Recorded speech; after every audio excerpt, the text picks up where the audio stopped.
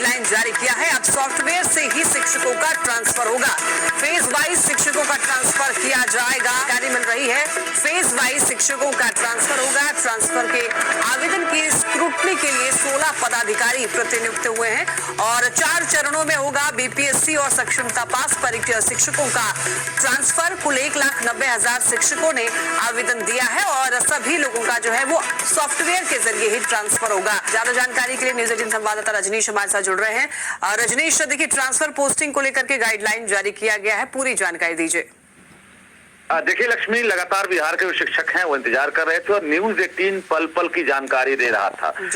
जो गाइडलाइन जारी होना है इसको लेकर सबसे पहले न्यूज 18 ने जानकारी दी थी और हमारी खबर पर मोहर लग गई है। शिक्षा विभाग के एसीएस एस सिद्धार्थ ने गाइडलाइन जारी कर दिया है। 6 पन्ने का ये गाइडलाइन है जिसमें सॉफ्टवेयर के जरिए कैसे कैसे ट्रांसफर और पोस्टिंग होनी है ये तमाम जानकारियां दी गई है। इसके साथ साथ जो ट्रांसफर के लिए आवेदन आए हैं उसकी स्क्रूटनी के लिए 16 सदस्यीय अधिकारियों को प्रतिनियुक्त किया गया है, जिनको ये जवाबदेही दी गई है कि फेज वाइज ट्रांसफर होना है।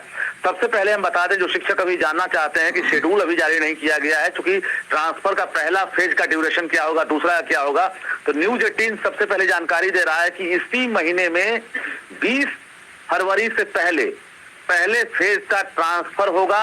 यानी जो दिव्यांग हैं, कैंसर पीड़ित हैं, हृदय रोगी हैं और पहले फेज में जो भी शिक्षक शामिल हैं उनका ट्रांसफर 20 फरवरी से पहले लिस्ट जारी कर दिया जाएगा। दूसरे फेज वाले जो है उनकी प्रक्रिया भी शुरू होगी।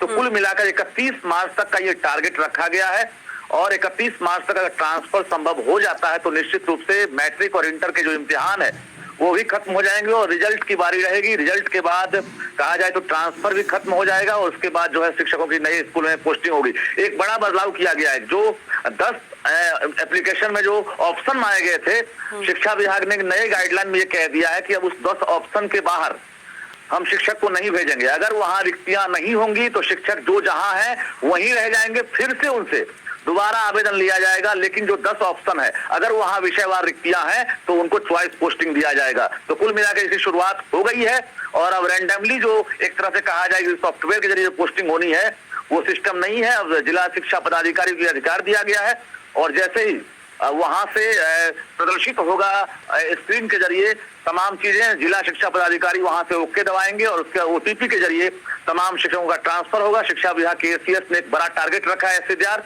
और उस टारगेट को उन्होंने हर हाल में कहा है कि 31 मार्च तक हम फुलफिल करेंगे, जिसको लेकर 1,90,000 शिक्षक इंतजार में है।